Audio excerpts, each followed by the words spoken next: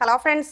ഇന്നത്തെ എപ്പിസോഡിൽ അരുന്ധതി ശ്യാമ കുറ്റക്കാരിയാണെന്നുള്ള രീതിയിൽ എല്ലാവരുടെയും മുന്നിൽ പുതിയൊരു കെട്ടുകഥ പറയുന്നു.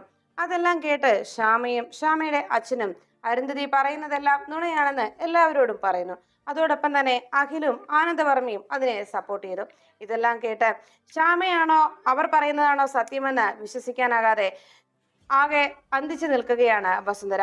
വസുന്ധരയുടെ ആ നിൽപ്പ് കണ്ടതോടെ അരുന്ധതി തന്റെ ആ ഒരു പ്രയത്നം ഫലവത്തായി എന്ന് മനസ്സിലാക്കി. ഇനി ഇവൾ പറഞ്ഞതിനൊക്കെ എന്തെങ്കിലും തെളിവുകളുണ്ടോ എന്നതായിരുന്നു അരുന്ധതിയുടെ ചോദ്യം. എന്റെ മകൾക്ക് വേണ്ടി ഇവൾ പാടിയെന്ന് പറയുന്നതിന് എന്ത് തെളിവാ ഇവളുടെ പക്കലുള്ളത് എന്ന് അരുന്ധതി ചോദിച്ചതും ശ്യാമയ്ക്കും അഖിലിനും ആനന്ദവർമ്മയ്ക്കും മറുപടി ഇല്ലാതാകുന്നു. അതോടെ അരുന്ധതി പറഞ്ഞു, ഇവർ പറയുന്നതെല്ലാം ഇവൾ പറഞ്ഞതൊക്കെ കളവാണെന്ന് ഇപ്പോഴെല്ലാവർക്കും മനസ്സിലാവുന്നില്ലേ?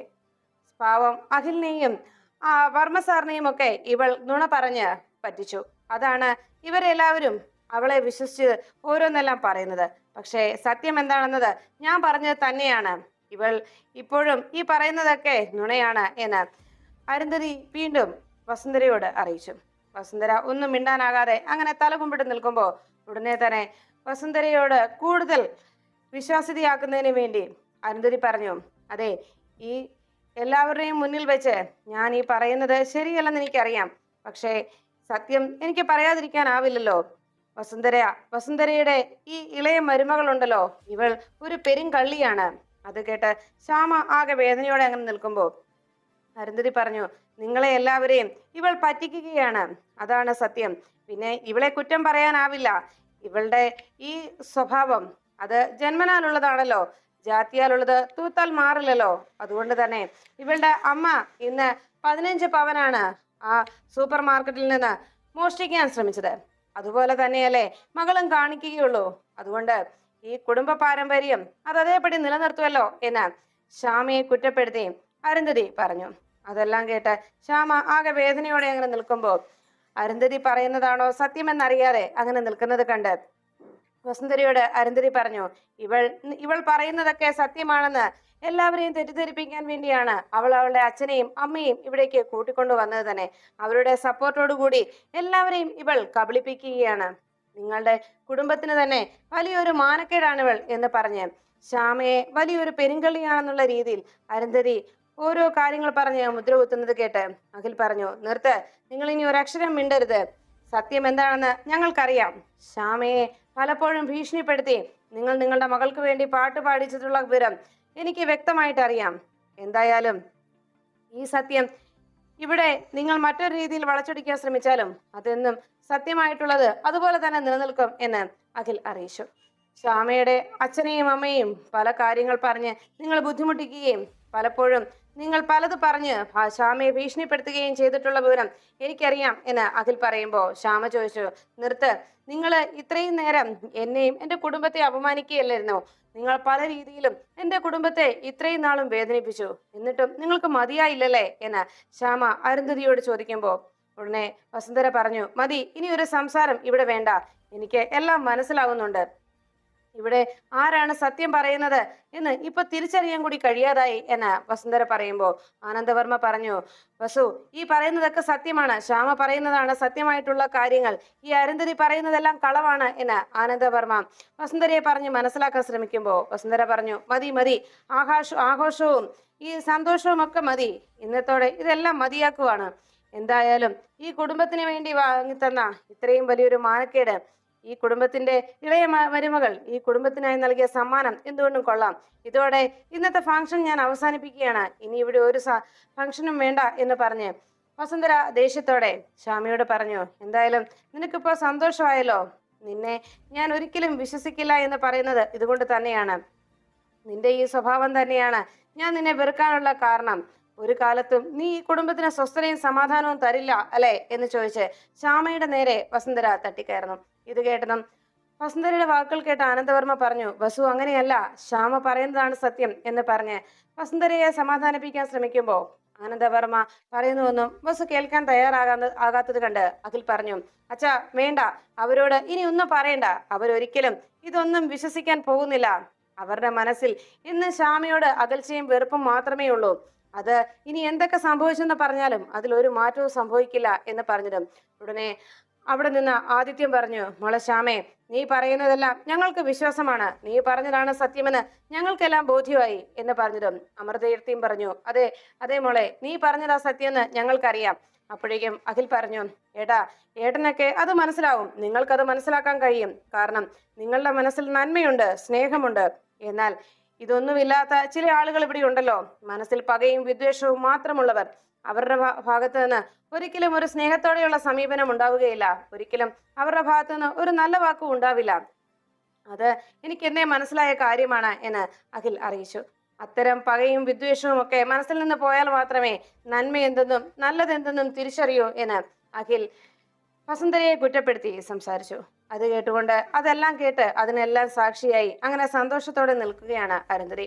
അപ്പോഴേക്കും അഖിൽ വേഗം ശ്യാമയ്ക്ക് അരികിലേക്ക് എത്തി. ശ്യാമയെ വിളിച്ചിട്ട് പറഞ്ഞു, ശ്യാമ വാ, നമുക്കിവിടെ നിൽക്കണ്ടടോ, തന്നെ ഇവിടെ ഒരിക്കലും അംഗീകരിക്കാൻ പോകുന്നില്ല.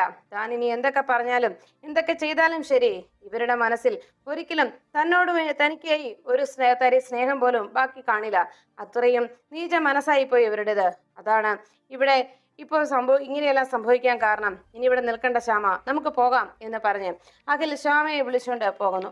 ഈ കാഴ്ച കണ്ട് ആനന്ദവർമ്മയും ആദിത്യനുമൊക്കെ അഖിലിനെ സമാധാനിപ്പിക്കാൻ ഒരുങ്ങുമ്പോൾ അഖിൽ പറഞ്ഞു, വേണ്ടച്ചാ, എല്ലാം മനസ്സിലായി, ഇനി നമ്മൾ എന്ത് ചെയ്തിട്ടും ഒരു കാര്യവുമില്ല. സത്യങ്ങളൊക്കെ കൺമുന്നിൽ ഉണ്ടായിട്ട് പോലും അത് വിശ്വസിക്കാനോ തിരിച്ചറിയാനോ കഴിയാത്തവനാണ് ഇവിടെയുള്ളത്. അതുകൊണ്ട് തന്നെ ഞങ്ങൾ ഇറങ്ങുകയാണ് ചാ എന്ന് പറഞ്ഞ് അഖിൽ ആനന്ദവർമ്മയോട് യാത്ര പറഞ്ഞ് അവിടെ നിന്ന് ഇറങ്ങുന്നു. അഖി പോകുന്നത് കണ്ട് ആകെ വിഷമത്തോടെ വസുന്ധര മോനെ അഖി എന്ന് വിളിച്ചു. പക്ഷെ അഖി ആ വാക്ക് പോലും കേൾക്കാൻ നിൽക്കാതെ ദേഷ്യത്തോടെ ശ്യാമയും വിളിച്ചുകൊണ്ട് ആ വീട് വിട്ട് ഇറങ്ങുന്നു. മകൻ അവിടെ നിന്ന് പോകുന്നത് കണ്ട് വേദനയോടെ വസുന്ധര നോക്കി നിൽക്കുമ്പോൾ അവിടെ താൻ ഉദ്ദേശിച്ച കാര്യങ്ങളൊക്കെ നേടിയെടുത്തതിന്റെ സന്തോഷത്തിൽ, ശ്യാമയെ വീണ്ടും മറ്റുള്ളവർക്ക് മുന്നിൽ അപമാനിതയാക്കാൻ കഴിഞ്ഞതിന്റെ ആശ്വാസത്തിലും അരുന്ധതി വീണ്ടും തന്റെ കാറിനരികിലേക്ക് എത്തുന്നു. അവിടെ വന്നതും വിസ്മയെ ഇരുത്തിയിട്ട് പോയ അവിടെ വിസ്മയെ കാണാതെയായി. അത് കണ്ടതും അരുന്ധതിയാകെ ടെൻഷനിലായി. മോളെ വിസ്മയ, വിസ്മയ എന്ന് വിളിച്ച് അവിടെ എല്ലായിടത്തും വിസ്മയെ അന്വേഷിച്ചു. അപ്പോഴാണ് വിസ്മയ ഇരുന്ന ആ സൈഡ് സീറ്റിൽ അവിടെ വിസ്മയുടെ ഫോൺ ഇരിക്കുന്നത് അരുന്ധതി ശ്രദ്ധിച്ചു. അല്ല, ഈ ഫോൺ ഇവിടെ വെച്ചിട്ട് അവൾ ഇത് ഇവിടെ പോയി എന്ന് ആലോചിച്ച് അരുന്ധതി വിസ്മയെ അന്വേഷിച്ച് അതിലെല്ലാം നടന്നു. അരുന്ധതി വിസ്മയെ കാണാതായതിന്റെ നിരാശയിൽ അതുവഴി വിസ്മയെ അന്വേഷിച്ചുകൊണ്ടിരിക്കുമ്പോഴാണ് ആനന്ദ നിലയത്തിൽ ഇത്രയൊക്കെ നടന്നതിന്റെ ഇത്രയും നേരം സംഭവിച്ച കാര്യങ്ങളൊക്കെ കണ്ടിട്ട് സത്യത്തിൽ അതിലെ യഥാർത്ഥ സത്യം എന്താണെന്ന് അറിയാത്തതിന്റെ ആശങ്കയിൽ വസുന്ധര നിന്നു. ശരിക്കും ഇന്നിവിടെ എന്തൊക്കെയാ ഉണ്ടായത്, എന്താ സംഭവിച്ചത്, ഒന്നും അങ്ങനെ എനിക്ക് മനസ്സിലാക്കാൻ കഴിയുന്നില്ല. എനിക്ക് കുറച്ചുകൂടി ഡൗട്ട്സ് ഉണ്ട്, എനിക്കൊന്നുകൂടി ക്ലിയർ ആകാനുണ്ട്, കുറച്ച് ഡീറ്റെയിൽസ് കൂടി എനിക്കറിയണം. ഞാൻ ആ അരുന്ധതിയെ ഒന്ന് കാണട്ടെ എന്ന് വസുന്ധര അറിയിച്ചു. അരുന്ധതിയെ എനിക്കൊന്ന് വിളിക്കണമെന്ന് വസുന്ധര പറയുന്നത് കേട്ട് ഐശ്വര്യ പറഞ്ഞു, അയ്യോ അമ്മേ, അമ്മ ഇപ്പൊ വിളിക്കണ്ട, ഇപ്പൊ തന്നെ അമ്മ ആകെ ടയേർഡാണല്ലോ. അമ്മയ്ക്ക് എന്ത് ഡൗട്ട്സ് ഉണ്ടെങ്കിലും ഞാൻ അത് ക്ലിയർ ചെയ്യാം, ഞാൻ തന്നെ അരുന്ധതിയെ വിളിക്കാം എന്ന് ഐശ്വര്യ പറഞ്ഞു. അപ്പോഴേക്കും വസുന്ധര പറഞ്ഞു, അല്ല ഞാൻ വിളിച്ചോളാം എന്ന് പറഞ്ഞതും സാരയില്ലമ്മേ, അമ്മയുടെ ഡൗട്ട്സ് എന്താണെങ്കിലും ഞാൻ അരുന്ധതിയോട് ചോദിക്കാം എന്ന് അറിയിച്ചു.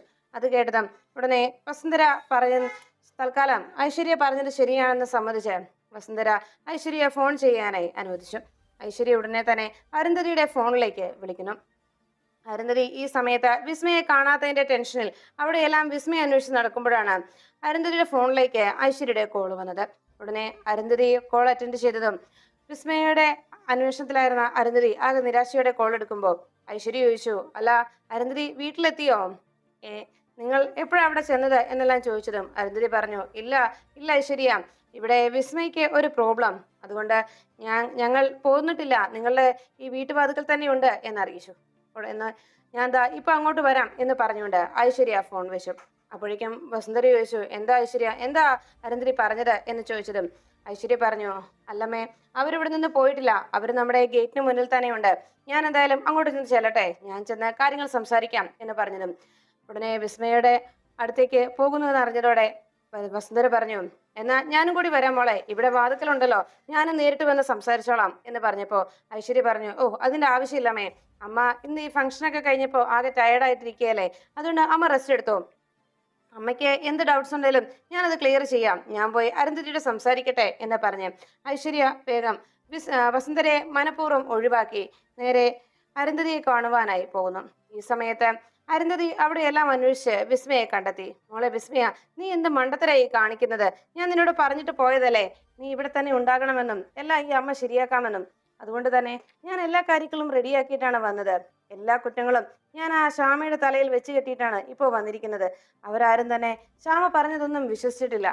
ഇത്രത്തോളമൊക്കെ ആക്കി ഞാൻ വന്നപ്പോ നീ എന്ത് മണ്ടത്തരമായി കാണിച്ചത് എന്ന് അരുന്ധതി വിസ്മയോട് ചോദിച്ചു. അപ്പോഴേക്കും വിസ്മയെ പറഞ്ഞു, അമ്മേ, ഞാൻ ഇനി എന്തിനാ ജീവിച്ചിരിക്കുന്നത്? ഇനി ഞാൻ ജീവിച്ചിരുന്നിട്ട് എന്താ കാര്യം എന്ന് വിസ്മയ വിഷമത്തോടെ അരുന്ധതിയോട് അന്വേഷിച്ചു. അപ്പോഴേക്കും അരുന്ധതി പറഞ്ഞു, മോളെ, നീ അങ്ങനെ സങ്കടപ്പെടാതെ. ഈ അമ്മയില്ലേ, അമ്മ എല്ലാം ശരിയാക്കിയെന്ന് പറഞ്ഞില്ലേ, നീ വിഷമിക്കാറെ എന്ന് പറഞ്ഞ് വിസ്മയെ ആശ്വസിപ്പിച്ചുകൊണ്ടിരിക്കുമ്പോഴാണ് അവിടേക്ക് ഐശ്വര്യ എത്തിയത്. ഐശ്വര്യ വേഗം വാതിക്കലേക്ക് വന്നതും വിസ്മയെയും അരുന്ധതിയും കണ്ടതോടെ സന്തോഷത്തോടെ ഐശ്വര്യ അരികിലേക്ക് എത്തി. ഉടനെ ഐശ്വര്യയോട് വിസ്മയ പറഞ്ഞു, ഇന്ന് അവിടെ സംഭവിച്ചതൊക്കെ കണ്ടില്ലേ എന്ന് ചോദിച്ചതും, എന്നാലും ആ ശ്യാമ, അവൾ എന്തൊരു സ്വഭാവക്കാരിയാണ്. അവൾ കണ്ടില്ലേ, എല്ലാ ക്രെഡിറ്റും അവൾ ഏറ്റെടുക്കാനായി ശ്രമിച്ചത്. അവളെ ഇത്രയും നാൾ നിങ്ങൾ കൂടെ നിർത്തിയതിനുള്ള ചതിയാണ് അവൾ കാണിച്ചത് എന്ന് പറഞ്ഞതും അരുന്ധതി പറഞ്ഞു, അതെ, അവളുടെ സ്വഭാവം എന്താന്ന് ഇപ്പൊ എല്ലാവർക്കും മനസ്സിലായല്ലോ. എന്തായാലും അവളെ ഇനി ആരും വിശ്വസിക്കില്ലെന്ന് ഇതോടെ എല്ലാവർക്കും ബോധ്യമായില്ലേ അവളുടെ സ്വഭാവം. ഞാൻ എന്തായാലും സത്യങ്ങളൊക്കെ തുറന്നു പറഞ്ഞതുകൊണ്ട് എല്ലാവർക്കും എന്റെ ഭാഗത്താണ് ന്യായമെന്ന് മനസ്സിലായില്ലേ എന്ന് അരുന്ധതി പറഞ്ഞതും ഐശ്വര്യ പറഞ്ഞു, അതെ, അവളിന്ന് ഈ വീട്ടിൽ വന്ന് പാവം അച്ഛനെയും അഖിലിനെയൊക്കെ എന്തെല്ലാം പറഞ്ഞാണ് അവൾ പറ്റിച്ചിരിക്കുന്നത്. അവള് എല്ലാ രീതിയിലും അവരെ കബളിപ്പിച്ചിരിക്കുകയല്ലേ. എന്നിട്ടിപ്പോ അവൾ രക്ഷപ്പെടാനായി ഓരോ നുണക്കഥയും പറഞ്ഞിരിക്കുന്നു. ഇപ്പോ അരുന്ധതി എല്ലാ സത്യങ്ങളും വെളിപ്പെടുത്തിയതോടെ കാര്യങ്ങളൊക്കെ എല്ലാവർക്കും ബോധ്യമായി. ഇനി എന്തായാലും ഇനി ഒരു പ്രശ്നവും ഇവിടെ ഉണ്ടാകാൻ പോകുന്നില്ല. ഇപ്പോൾ സംഭവിച്ച കാര്യങ്ങളൊക്കെ എല്ലാ രീതിയിലും സന്തോഷം നിറയുന്നതാണല്ലോ. അതുകൊണ്ട് തന്നെ ആ ശ്യാമയെ എന്നേക്കുമായി ഈ വീട്ടിൽ നിന്ന് പുറത്താക്കാൻ സാധിച്ചു. അമ്മ എന്തായാലും ഇനി അവളെ വിശ്വസിക്കില്ല, അത് തീർച്ച. പക്ഷെ എന്നാലും അമ്മയുടെ മനസ്സിൽ ഇപ്പോഴും എന്തൊക്കെയോ ഡൗട്ട്സ് ഉണ്ട്. അതെന്നോട് പറയുകയും ചെയ്തു. അത് അരുന്ധതിയോട് നേരിട്ട് സംസാരിക്കണമെന്ന് പറഞ്ഞായിരുന്നു അമ്മ ഇരുന്നത്. തൽക്കാലം ഞാനതൊക്കെ ക്ലിയർ ചെയ്തിട്ട് വരാമെന്ന് പറഞ്ഞ ഞാൻ അരുന്ധതിക്ക് അരികിലേക്ക് വന്നത് എന്ന് ഐശ്വര്യ പറഞ്ഞു. അത് കേട്ടതും അരുന്ധതി പറഞ്ഞു, ഞങ്ങൾ പറഞ്ഞത് തന്നെയാണ് ഐശ്വര്യ സത്യം. അതുകൊണ്ട് തന്നെ ഇനിയും ഡൗട്ട്സ് ഒന്നും മനസ്സിൽ കൊണ്ടു നടക്കേണ്ട കാര്യമില്ല. ആ ശ്യാമ, അവൾ ഇതിലപ്പുറവും പറയും. അറിയാവല്ലോ അവളുടെ കുടുംബത്തിന്റെ അവസ്ഥ. അതുകൊണ്ട് തന്നെ അവൾ ഇതുപോലെ പല നുണക്കഥകളും പറഞ്ഞു നടക്കും, അത് തീർച്ചയാണ് എന്ന് അരുന്ധതി ഐശ്വര്യയോട് പറഞ്ഞു. എന്തായാലും ഇന്നത്തെ അരുന്ധതിയുടെ ആ ഒരു പ്രവൃത്തി കൊണ്ട് അവളുടെ യഥാർത്ഥ മുഖം ഇപ്പൊ എല്ലാവർക്കും മനസ്സിലായല്ലോ, അത് മതി എന്ന് പറഞ്ഞുകൊണ്ട് ഐശ്വര്യ അരുന്ധതിയും വിസ്മയെയും യാത്ര അയക്കുന്നു. അവർ കാറിൽ കയറി അവിടെ നിന്ന് പോയി കഴിയുമ്പോൾ ഉടനെ ഐശ്വര്യ ഓർമ്മിച്ചു, എന്തൊക്കെയായാലും ശരി, ആ ശ്യാമയുടെ ആ സ്വരമാധുര്യം അത് പറയാൻ വയ്യ, പറയാതിരിക്കാൻ സാധിക്കില്ല. വല്ലാത്തൊരു കഴിവ് തന്നെയാ എന്ന് ആലോചിച്ചുകൊണ്ട് ഐശ്വര്യ കുശുമ്പോടുകൂടി ആനന്ദ നിലയത്തിലേക്ക് കയറിപ്പോന്നു. ഈ സമയത്ത് വീട്ടിൽ മടങ്ങിയെത്തിയിട്ടും അവിടെ നടന്ന സംഭവങ്ങളെക്കുറിച്ച് ആലോചിച്ചുകൊണ്ടിരിക്കുകയായിരുന്നു അഖിൽ. അപ്പോഴേക്കും ശ്യാമ അഖിലിനുള്ള ചായയുമായി അവിടേക്ക് എത്തി. അഖിൽ ചായ കുടിക്കാൻ തയ്യാറാകാതിരിക്കുന്നത് കണ്ട് ശ്യാമ പറഞ്ഞു, അഖിൽ സാർ വന്നപ്പോൾ മുതലുള്ള ഇരിപ്പാണല്ലോ, വലിയ ആലോചനയിലും. സാറ് ഈ ചായ കുടിച്ചേ എന്ന് പറഞ്ഞ് അഖിലിന് നേരെ ശ്യാമ ചായ നീട്ടി. ഉടനെ അഖിൽ പറഞ്ഞു, എടോ, ഞാൻ സംഭവിച്ച കാര്യങ്ങളെക്കുറിച്ചൊക്കെ ആലോചിക്കുകയായിരുന്നു. എന്നാലും ആ അരുന്ധതിയും മകളും എന്തെല്ലാം പ്രവൃത്തികൾ അവർ ചെയ്തു കൂട്ടുന്നത് എന്ന് ആലോചിച്ചതും ശ്യാമ പറഞ്ഞു, സാരമില്ല അഖിൽ സാർ, പക്ഷേ ഇപ്പോ എനിക്കൊരു കാര്യം മനസ്സിലായി. എല്ലാവരും ഞാൻ പാടുമെന്നുള്ള കാര്യം മനസ്സിലാക്കിയല്ലോ, എല്ലാവരും തിരിച്ചറിഞ്ഞല്ലോ, അത് മതി, അത്രയും മാത്രം മതി. എല്ലാവരുടെയും മുന്നിൽ എനിക്ക് പാടാൻ കഴിഞ്ഞല്ലോ അഖിൽ സാർ.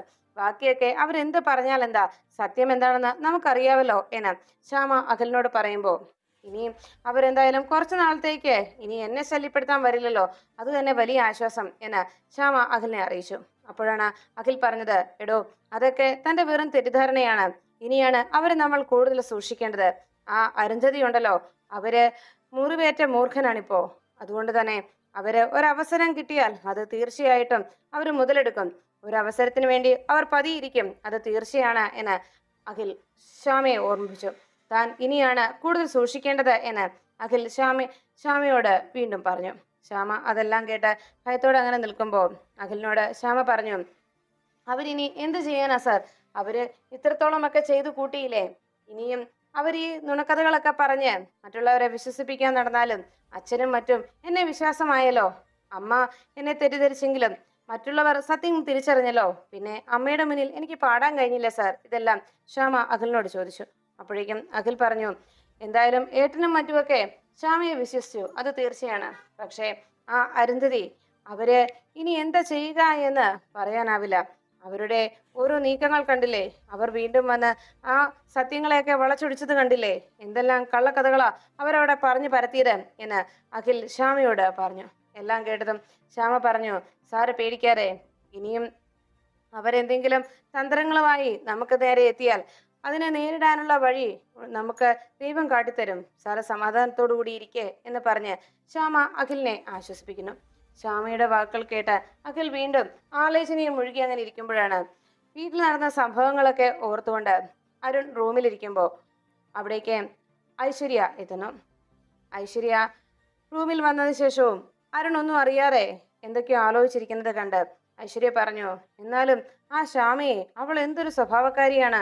കണ്ടില്ലേ, ആ വിസ്മയ പാടുന്നതൊക്കെ അവളാണ് വിസ്മയക്ക് പാട്ടുപാടി കൊടുത്തിരുന്നതെന്നും വിസ്മയ വെറും ഡെമ്മിയായിരുന്നെന്നും ഒക്കെ അവൾ പറഞ്ഞത് കണ്ടില്ലേ. ഓ, അവളെയൊക്കെ സമ്മതിക്കണം. ഇങ്ങനെയൊക്കെ നുണക്കഥ പ്രചരിപ്പിക്കാൻ ഇവൾക്ക് എങ്ങനെ ധൈര്യം വന്നു? പാവം അച്ഛനെയും അഖിലിനെയും ഒക്കെ നുണക്കഥകൾ പറഞ്ഞ് അവൾ വശത്താക്കിയിരിക്കുകയാണ്.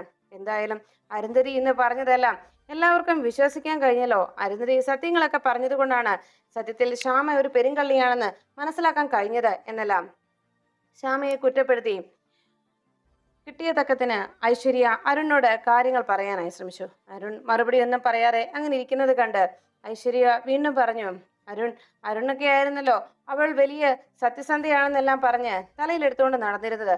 എന്നിട്ട് ഇപ്പൊ കണ്ടില്ലേ അവൾ കാണിച്ചു കൂട്ടിയത് എന്നൊക്കെ പറഞ്ഞ് ശ്യാമയെ കുറ്റപ്പെടുത്താനായി അതിനുവേണ്ടിയുള്ള ശ്രമങ്ങൾ വീണ്ടും ഐശ്വര്യ തുടർന്നു. അരുൺ ഒന്നും മിണ്ടാതെ അവിടെ നിന്ന് എഴുന്നേറ്റപ്പോ ഐശ്വര്യ വീണ്ടും പിന്നാലെ ചെന്നിട്ട് പറഞ്ഞു, അല്ലെങ്കിലും അവള് ഈ വീട്ടിലെ വലിയ ആളാണെന്നുള്ള ഭാവമായിരുന്നു നേരത്തെയൊക്കെ. സത്യങ്ങളൊക്കെ ആ അമ്മ മനസ്സിലാക്കിയത് നന്നായി. അല്ലായിരുന്നെങ്കിൽ ഇന്നത്തെ ദിവസം അവൾക്ക് ഈ വീട്ടിൽ കയറി പറ്റാനുള്ള ഒരവസരമായി അവൾ അത് മുതലെടുത്തേനെ എന്നെല്ലാം അരുണിനോട് ഐശ്വര്യ ഇങ്ങനെ ശ്യാമയെ കുറ്റപ്പെടുത്തിക്കൊണ്ട് തന്നെ പറഞ്ഞുകൊണ്ടിരുന്നു. ഇതെല്ലാം കേട്ട് കഴിഞ്ഞതും അരുൺ പറഞ്ഞു, അതെ, നീ ഈ പറയുന്നതൊക്കെ നിനക്ക് ശ്യാമയോടുള്ള അസൂയയാണ്. അതുകൊണ്ടാണ് നീ ഇങ്ങനെയെല്ലാം സംസാരിക്കുന്നത് എന്ന് അരുൺ പറഞ്ഞു. അത് കേട്ട ഉടനെ ഐശ്വര്യ പറഞ്ഞു, എനിക്ക് അവളോട് അസൂയോ? എന്തിന്?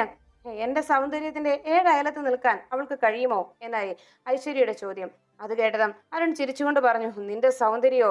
ഈ സൗന്ദര്യം എന്തിനാണ് ഈ സൗന്ദര്യം?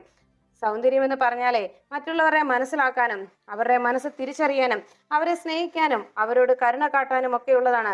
അതാണ് യഥാർത്ഥത്തിൽ സൗന്ദര്യം എന്ന് പറയുന്നത്. ഈ ബാഹ്യ സൗന്ദര്യം കൊണ്ട് ഒരു കാര്യവുമില്ല എന്ന് അരുൺ ഐശ്വര്യയോട് പറയുന്നു. നിനക്ക് ശ്യാമയോട് ഇപ്പോൾ അസൂയയാണ്, അതാണ് നീ ഇങ്ങനെയെല്ലാം പെരുമാറുന്നത് എന്ന് പറഞ്ഞതും അരുണിനോട് ഉടനെ ദേഷ്യത്തോടെ ഐശ്വര്യ പറഞ്ഞു, എനിക്ക് അവളോട് അസൂയ തോന്നേണ്ട കാര്യമൊന്നുമില്ല.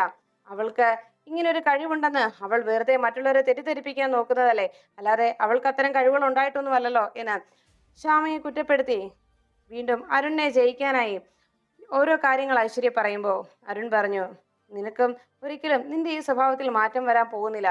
നീയെന്നും ഇതുപോലെ തന്നെയായിരിക്കും ജീവിക്കാനും പോകുന്നത്. അതുകൊണ്ട് തന്നെ നിന്നെ ഒന്നും പറഞ്ഞ് മനസ്സിലാക്കാനൊന്നും എന്നെ കൊണ്ട് സാധിക്കുകയുമില്ല എന്ന് പറഞ്ഞ് അരുൺ റൂമിൽ നിന്ന് പോകാൻ തുടങ്ങുമ്പോൾ ഉടനെ ഐശ്വര്യ പറഞ്ഞു, അരുൺ എന്താ ഈ പറഞ്ഞു വരുന്നത്? ഞാൻ അത്രയ്ക്ക് മോശക്കാരിയാണെന്നാണോ? ആണോ അരുൺ ഇതിനുള്ള മറുപടി പറഞ്ഞിട്ടേ പോയാ മതി എന്ന് പറഞ്ഞ് അരുണിന് നേരെ ദേഷ്യത്തോടെ ഐശ്വര്യ പാഞ്ഞെടുത്തു. അരുൺ പറഞ്ഞു, ദേ ഐശ്വര്യ, മര്യാദക്കിരിക്കുന്നതാണ് നിനക്ക് നല്ലത്. എന്നെ വെറുതെ ടോർച്ചർ ചെയ്യാൻ വരരുത് എന്ന് പറഞ്ഞത് ഉടനെ ഐശ്വര്യ പറഞ്ഞു, അതെ, കുറെ ദിവസമായി അരുണിന്റെ ഈ സ്വഭാവത്തിലുള്ള മാറ്റം ഞാൻ ശ്രദ്ധിക്കുന്നു. അരുണിന് ശരിക്കും എന്താ സംഭവിച്ചത്? ഈ വീട്ടിൽ വന്നാലും അരുൺ ഈ ലോകത്തെങ്ങും അല്ല. ഇപ്പൊ തന്നെ കണ്ടില്ലേ, ഇന്ന് ഇവിടെ പാർട്ടി നടക്കുമ്പോഴും അരുണിന്റെ ശ്രദ്ധ മറ്റെന്തിലൊക്കെയായിരുന്നു. പലപ്പോഴും അരുൺ ഇവിടെയെങ്കിലും തന്നെ കണ്ടതുമില്ല. ഒന്നെങ്കിൽ അരുൺ എന്തെങ്കിലും ഫോണിലായിരിക്കും, അല്ലെങ്കിൽ അരുൺ എന്തെങ്കിലുമൊക്കെ ആലോചിച്ചുകൊണ്ട് നിൽക്കുകയായിരിക്കും. കുറച്ച് ദിവസമായി അരുണിൽ ഈ മാറ്റം ഞാൻ കാണുന്നു. എന്താ അരുൺ, എന്താ കാര്യം എന്ന് ഐശ്വര്യ ദേഷ്യത്തോടെ അരുണിനോട് ചോദിച്ചു. അപ്പോഴേക്കും അരുൺ പറഞ്ഞു, ദേ ഐശ്വര്യ, ഞാനൊന്ന് നിന്നെ വിവാഹം കഴിച്ചു എന്ന് വെച്ച് ഞാൻ നിന്റെ അടിമയൊന്നുമല്ല, അത് മറക്കണ്ട. ഞാൻ എന്ത് ചെയ്യണം എന്ത് ചെയ്യേണ്ടെന്ന് എനിക്കറിയാം. അത് ചോദിക്കാനും എൻ്റെ മേൽ ആ രീതിയിൽ എന്തെങ്കിലും പറഞ്ഞ് എന്നെ നിലയ്ക്ക് നിർത്താനൊന്നും നീ വരേണ്ടതില്ല എന്ന് പറഞ്ഞ് ഐശ്വര്യയുടെ നേരെ അരുൺ ദേഷ്യത്തോടെ തട്ടിക്കയറി. ഇത് കണ്ട ഉടനെ ഐശ്വര്യ പറഞ്ഞു, ആഹാ, ആര് പറഞ്ഞു അരുണിന്റെ കാര്യങ്ങളിൽ എനിക്ക് ഇടപെടാൻ കഴിയില്ല എന്ന്? ഭാര്യ എന്ന അവകാശം വെച്ച് തന്നെയാണ്, ആ അധികാരത്തോടെയും അവകാശത്തോടെയും തന്നെയാണ് ഞാൻ ഈ പറയുന്നത്. അരുണിന്റെ ഈ മാറ്റം എന്താണെന്ന് എനിക്കറിയണം, എന്താ കാര്യമെന്ന് എനിക്കറിയണം എന്ന് പറഞ്ഞുകൊണ്ട് ഐശ്വര്യ അരുണിന്റെ അരികിലേക്ക് പാഞ്ഞെടുക്കുമ്പോൾ ഐശ്വര്യയെ അരുൺ തട്ടിമാറ്റുന്നു. ഐശ്വര്യ, ഞാൻ പറഞ്ഞു, മര്യാദയ്ക്കിരിക്കാൻ ഞാൻ പറഞ്ഞു. വെറുതെ എന്നെ ഇനിയും ഓരോ കാര്യങ്ങൾ പറഞ്ഞ് വെറുതെ എന്നെ പ്രകോപിപ്പിക്കരുതെന്ന് ഞാൻ പറഞ്ഞിരുന്നു എന്ന് പറഞ്ഞ് ദേഷ്യത്തോടെ അരുൺ പോകാനൊരുങ്ങുമ്പോൾ ഐശ്വര്യ അരുണിനെ തടയുന്നു. അവസാനം അരുൺ ഐശ്വര്യയുടെ കൈ തട്ടി മാറ്റുന്നത് കണ്ട് ഐശ്വര്യ പറഞ്ഞു, ആഹാ അത്രയ്ക്കായോ, എന്നാ എനിക്കൊന്ന് കാണണല്ലോ. ഇവിടെ നിന്നെങ്കിൽ പോണമെന്നുണ്ടെങ്കിൽ എന്നെ തല്ലിയിട്ട് വേണം അരുൺ പോകാൻ. എന്നെ തല്ലരുൺ, അത്രയ്ക്ക് ഇതാണെങ്കിൽ എന്നെ തല്ലൂ എന്ന് പറഞ്ഞുകൊണ്ട് അരുണിന്റെ നേരെ ദേഷ്യത്തോടെ നിൽക്കുകയാണ് ഐശ്വര്യ. അവസാനം ഐശ്വര്യ ദേഷ്യപ്പെടുന്നത് നിൽക്കുന്നത് കണ്ടതും അരുൺ ഐശ്വര്യയെ തട്ടി മാറ്റി വേഗം റൂമിൽ നിന്ന് പുറത്തിറങ്ങിയതും അരുൺ അവിടെ വന്നിരുന്ന് കുറെ നേരത്തേക്ക് ആലോചിച്ചു. അന്ന് അഭിരാമിയെ വർഷങ്ങൾക്ക് ശേഷം വീണ്ടും കണ്ടുമുട്ടിയതിനെ കുറിച്ച് ആലോചനയോടെ നിൽക്കുകയായിരുന്നു ആ സമയത്ത്. അതിനെക്കുറിച്ച് ആലോചിച്ചുകൊണ്ട് അങ്ങനെ ഐശ്വര്യ അകത്ത് റൂമിലുള്ളപ്പോഴും തന്റെ മനസ്സിൽ അഭിരാമിയും കുഞ്ഞുമാണ് ഇപ്പോഴും ഉള്ളത് എന്ന് ഓർത്തുകൊണ്ട് അങ്ങനെ വിഷമത്തോടെ ഐശ്വര്യയും തന്റെ മുന്നിൽ ഇത്രയോളം ബഹളം വെച്ചിട്ടും ഒന്നും താൻ തുറന്നു പറയാതിരുന്നത് തന്റെ മകൾക്ക് വേണ്ടി മാത്രമാണ് എന്ന് ആലോചിച്ച് അരുണാകെ വേദനയോടെ അങ്ങനെ ഇരുന്നു. ആ സമയത്ത് ഐശ്വര്യയുടെ വാക്കുകളെല്ലാം അരുണിന്റെ മനസ്സിനെ അരട്ടുമ്പോൾ അരുൺ അപ്പോഴേക്കും ഐശ്വര്യയോടായി പറഞ്ഞിരുന്നു, ശ്യാമ വലിയ പാട്ടുകാരിയാണെന്ന് എനിക്കറിയാം. എന്തായാലും ഒരു കാര്യം ഉറപ്പാണ്, ശ്യാമയ്ക്ക് പാടാനുള്ള കഴിവുണ്ടെന്നും അന്ന് ആ ജ്യോത്സ്യം പറഞ്ഞതുപോലെ തന്നെ ഒരു നാൾ ശ്യാമി എന്ന ഗായികയെ ഈ ലോകം മുഴുവൻ അംഗീകരിക്കുകയും ആരാധിക്കുകയും ചെയ്യുന്ന ഒരു ദിവസം വരും. അത് തീർച്ചയാണ്. ശ്യാമയിൽ അങ്ങനെ ഒരു കഴിവുണ്ട് എന്നുള്ള കാര്യത്തിൽ യാതൊരു സംശയവുമില്ല എന്ന് പറഞ്ഞ് അരുൺ വെല്ലുവിളിച്ചിട്ട് പോയ കാര്യങ്ങളെല്ലാം ഓർത്തുകൊണ്ട് ഐശ്വര്യയും വേദനയോടെ റൂമിലിരിക്കുന്നു.